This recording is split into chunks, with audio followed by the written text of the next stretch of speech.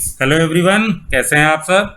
Science के chapter 7 weather climate and adaptations of animal to climate, इस chapter की reading कर रहे थे हम लोग। और पिछले वीडियो में हमने वेदर इसके बारे में जाना था। वेदर क्या होता है, वेदर की कंडीशंस क्या होती हैं, उसके एलिमेंट्स क्या होते हैं और वेदर कितना फ्रिक्वेंटली चेंज होता है। सडनली सुबह कुछ और है, दोपहर में कुछ हो गया और शाम को कुछ हो गया।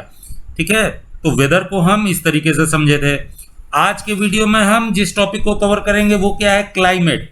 अब क्लाइमेट वर्ड आपने सुना होगा, बट ये वेदर से कितना अलग है और क्यों अलग है, ये हम देखते हैं आज के वीडियो में। तो चलिए शुरू करते हैं, क्लाइमेट के बारे में जानते हैं। Meteorologists record the weather every day. The records of the weather have been preserved for the past several decades. These help us to determine the weather pattern at a place. क्या होता है, पिछले video में हमने पढ़ा था कि ये जो वेदर के रीडिंग्स हैं ये सब कौन लेता है। ये गवर्नमेंट का एक डिपार्टमेंट है जिसको हम मेट्रोलॉजिकल डिपार्टमेंट बोलते हैं, और उसमें जो काम करता है उसको हम मेट्रोलॉजिस्ट बोलते हैं। ओके, तो मेट्रोलॉजिस्ट क्या करते हैं कि डेली का वेदर रिकॉर्ड करते हैं, डे टू डे। हर जगह का मिनिमम और मैक्सिमम टेम्परेचर रिकॉर्ड होता है, वहाँ ह्यूमिडिटी कितनी है, वहाँ रेनफॉल कितनी हुई। ओके, और ये जो रिकॉर्ड किया जाता है ये सालों तक इनको रिकॉर्ड को रखा जाता है, उसको प्रिजर्व करके रखा जाता है। मीन्स कभी भी हम देखना चाहें कि आज से 20 साल पहले, आज अगर 6 सितंबर है तो 6 सितंबर और 1992 या 2002 या 2012 को क्या था। ओके, और अभी 21 में क्या चल रहा है। तो ये पिछले 20-30 साल का टेम्परेचर और जो वेदर का डेटा है वो हम वहां से देख सकते हैं। ओके, अब ये सब इतना रखा क्यों जाता है, इससे क्या होता है। The average weather pattern taken over a long time say 25 years is called the climate of the place. क्या होता है, जब हम कहीं का वेदर का एवरेज लेते हैं, मीन्स जैसे आज की डेट में या इस मंथ में क्या टेम्परेचर पूरे मंथ चला, इसका एवरेज लिया गया। लास्ट ईयर क्या था, उसके लास्ट ईयर क्या था, ऐसे ऐसे करते करते लगभग पिछले 25 सालों का रिकॉर्ड देखा जाता है। तब हम ये डिसाइड कर पाते हैं कि किसी भी प्लेस का क्लाइमेट कैसा है। क्लाइमेट मीन्स वहाँ का एक एटमॉस्फेयर हमेशा कैसा रहता है। अगर कहीं पर जनवरी के मंथ में बहुत ज़्यादा ठंड होती है तो लगभग हर साल वो उतनी ही ठंड पड़ेगी। माइनस में अगर टेम्परेचर जाता है तो लगभग हर साल जाएगा। किसी एक आध साल की कोई क्लाइमेट ऐसा हो गया, कुछ ऐसे डिस्टरबेंस हो गए, उसकी वजह से टेम्परेचर पे इफेक्ट आ जाए तो अलग बात है, वरना लगभग हर साल वो जाएगा। तो इसलिए हम क्या करते हैं, पिछले 25 सालों का रिकॉर्ड देखते हैं और उसके बाद ये डिसाइड करते हैं कि किसी भी प्लेस का क्लाइमेट कैसा होगा। ओके, जैसे हिल स्टेशंस हैं, हिल स्टेशंस पे अगर आप देखेंगे तो हमेशा हम क्या बोलते हैं कि वहाँ का क्लाइमेट कैसा है, कोल्ड है, वहाँ ठंड ज़्यादा होती है। तो ये कैसे डिसाइड हुआ कि कोल्ड है, क्यों, पिछले 20-25 साल 30 साल का हमने रिकॉर्ड देखा कि वहाँ हर साल ठंड पड़ती है। हो सकता है कभी एक आध साल ऐसा हो गया हो कि वहाँ पर अगर कहीं स्नोफॉल होती है और इस साल वहाँ पर स्नोफॉल नहीं हुई, तो इसका मतलब ये नहीं कि वहाँ का क्लाइमेट चेंज हो गया। क्लाइमेट इतनी जल्दी चेंज नहीं होता। क्लाइमेट क्या है, क्लाइमेट क्या है कि 20-25 साल का वेदर का एवरेज है। ओके, चलिए आगे रीडिंग करते हैं। If we find that the temperature at a place is high most of the time, then we say that the climate of that place is too hot. अगर हम देखें कि कहीं का एवरेज टेम्परेचर जो हमेशा ज्यादा रहता है तो हम क्या बोलेंगे कि यहाँ का क्लाइमेट कैसा है, हॉट है। If there is also heavy rainfall on most of the days in the same place, then we can say that the climate of that place is hot and wet. अब जहाँ पर ये hot था climate, वहाँ पर क्या हो रहा है, वहाँ पर रेनफॉल भी बहुत हो रही है। ओके, हर साल हो रही है। तो हम क्या कहेंगे, अब वहाँ का क्लाइमेट कैसा है, अब वहाँ का क्लाइमेट है हॉट एंड वेट। मीन्स गर्मी भी पड़ती है और वेट भी है, बारिश भी होती है। In table 7.2 and 7.3, we have given the climate condition at two places in India. The mean temperature for a given month is found in two steps. First, we find the average of the temperature recorded during the month. Second, we calculate the average of such average temperature over many years. क्या है यहाँ देखिए, दो chart दिए हुए हैं 7.2 और 7.3। इन tables पे डिफरेंट डिफरेंट लोकेशंस के आपको एवरेज टेम्परेचर्स दिए गए।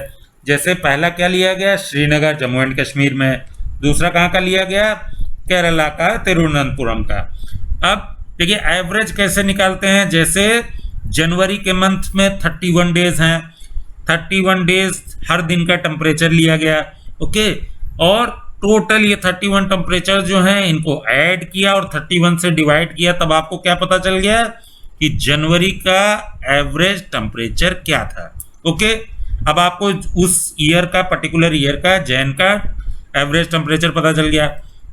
अब क्या करना है, अब पिछले 15 साल, 20 साल, 25 साल के जो जनवरी के आपके एवरेज टेम्परेचर हैं उनको ऐड करिए और उसका एवरेज निकालिए।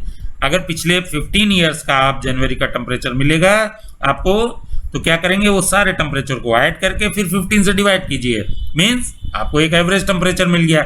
तो इस तरीके से जब टेम्परेचर निकालेंगे तब आपको वहां का क्लाइमेट पता चलेगा। अभी यहाँ क्या दिया हुआ है, जैसे श्रीनगर जम्मू एंड कश्मीर का टेम्परेचर दिया गया हुआ है जनवरी से लेकर के दिसंबर तक का, हर मंथ का। यहाँ का डेली मिनिमम, डेली मैक्सिमम निकाला गया और रेनफॉल निकाली गई।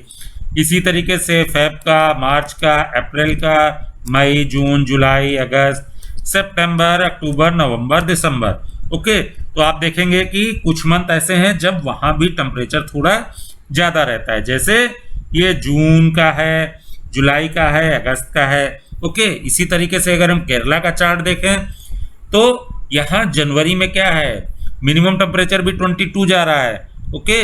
और यहाँ पर अगर बढ़ते जाएं फेब में, मार्च में, अप्रैल, मई, जून, जुलाई, अगस्त, सितंबर, अक्टूबर, नवंबर, दिसंबर, तो आप देखेंगे यहाँ का जो टेम्परेचर है ऑलमोस्ट 22, 24, 23, इससे ना ज़्यादा कम हो रहा है और ना ही बहुत ज़्यादा हो रहा है, ओके। लेकिन रेनफॉल के अगर उसमें मामले में देखें तो रेनफॉल यहाँ काफ़ी ज़्यादा है, 282 millimetre, 321 mm, 227 mm।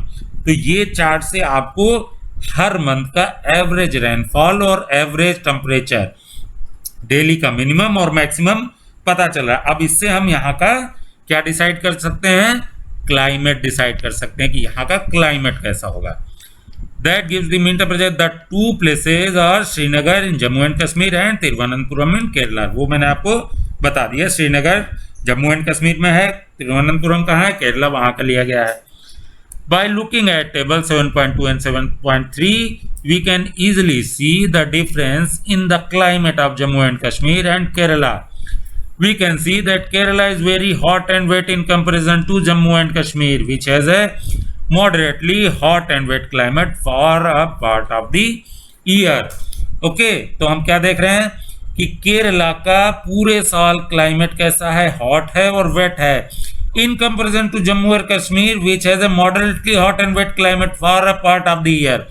Jammu and Kashmir का क्या है, पार्ट ऑफ द ईयर। जैसे मैंने आपको बताया, यहाँ अगर जुलाई, अगस्त, सितंबर देखेंगे तो केवल इन महीनों में थोड़ी गर्मी है और बारिश है, हॉट एंड वेट है।